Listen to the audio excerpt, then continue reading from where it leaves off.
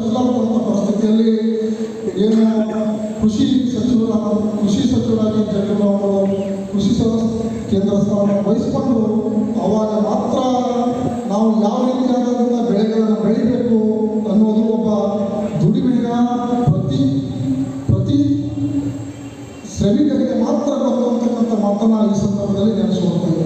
ಹೀಗಾಗಿ ಬಾಬು ಜಗನ್ಮೋಹನ್ ಅವರು ಈ ರಾಜ್ಯಕ್ಕೆ ಯಾವ ರೀತಿಯಾದಂಥ ದ್ವಿಗುಣ ಬೆಳೆಯನ್ನು ಬೆಳೆಯುವ ಮುಖಾಂತರ ನಮ್ಮ ಜನರಿಗೆ ಆಹಾರವನ್ನು ಕೊಳ್ಳಲಿಕ್ಕೆ ಸಾಧ್ಯ ಆಯಿತು ಅಂತಕ್ಕಂಥ ಮಾತನ್ನು ಈ ಸಂದರ್ಭದಲ್ಲಿ ನೆನೆಸಿಕೊಟ್ಟು ನಾವು ಸಹಿತ ಕರ್ನಾಟಕದಲ್ಲಿ ಅನೇಕ ಸಂದರ್ಭಗಳಲ್ಲಿ ನಮ್ಮ ಜನಕ್ಕೆ ಎಸ್.ಸಿ ಜನಾಂಗದ ಮಕ್ಕಳಿಗೆ ಮತ್ತು ನಮಗೆ ಇವತ್ತಿನ ದಿವಸ ನಮಗೆ ಸಿಂಧಿ ಶಾಲೆ ಬೇಡ, ಹುಬ್ಳಿಗೆ ಒಂದು ವಸತಿ ಶಾಲೆ ಬೇಕು ಅಂತಕ್ಕಂಥ ನಾವು ಹೋರಾಟದ ಮುಖಾಂತರ ಇವತ್ತಿನ ದಿವಸ ಅನೇಕ ವಸತಿ ಶಾಲೆಗಳನ್ನು ಹೋರಾಟದ ಮುಖಾಂತರ ಇವತ್ತಿನ ದಿವಸ ನಮ್ಮ ಮಕ್ಕಳಿಗೆ ವಿದ್ಯಾಭ್ಯಾಸ ಮಾಡೋಕ್ಕೆ ಅನುಕೂಲವಾಗಲಿ ಅಂತಕ್ಕಂಥ ಉದ್ದೇಶವನ್ನು ಇಟ್ಕೊಂಡು ಇವಾಗ ವಸತಿ ಶಾಲೆಗಳನ್ನು ಸರ್ಕಾರ ಮಾಡಿದೆ. ಲೈಬ್ರರಿ ಬೇಕಂತ್ರಿ ಅಂತ, ಯಾಕಂದ್ರೆ ಲೈಬ್ರರಿ ಬೇಕಂತಂದ್ರೆ ನೀವು ನಾನು ಹೋಗ್ತೀರಿ, ಎಲ್ಲೋ ಒಂದು ಯಾವುದೋ ಒಂದು ಪೊಸಿಷನ್ದಾಗ ಕೊಡ್ತೀರಿ. ಆ ಪೊಸಿಷನ್ದಾಗ ಕುಂತಾಗ ಆ ಪೊಸಿಷನ್ ಉಳಿದವರೆಲ್ಲರೂ ನಿಮ್ಮ ಹತ್ರ ಬರೋಕೆ ಮಾಡ್ತೀವಿ. ಗುಡಿ ಅಂತಂದ್ರೆ ಅಲ್ಲೇ ಮನೆಯೊಳಗೆ ಇರ್ತೀವಿ.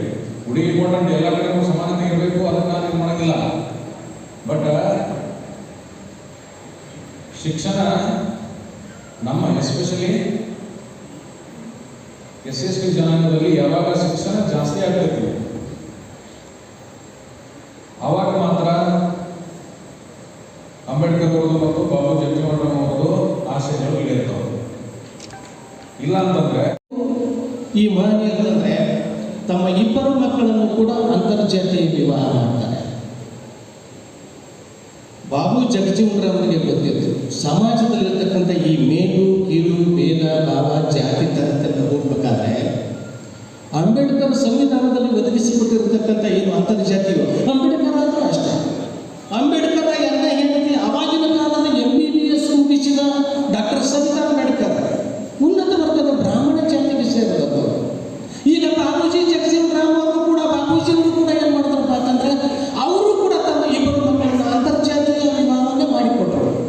ಸಮಾಜದಲ್ಲಿ ಅವ್ರು ಹೇಳ್ತಾರೆ, ಇಬ್ಬರು ಮಹನೀಯರು, ಸಮಾಜದಲ್ಲಿ ಅಂತರ್ಜಾತೀಯ ವಿವಾಹಗಳು ಹೇಗೆ ನಡಿಬೇಕಂದ್ರೆ ಅದೊಂದು ವಿಶೇಷ ಅನ್ನುವ ಕಾಣಿಸಬಾರದು, ಕಾಮನ್ ಆಗ್ಬೇಕಾದ್ರೆ ಕಾಮನ್. ಒಬ್ಬರು ಇನ್ನೊಂದು ಜಾತಿ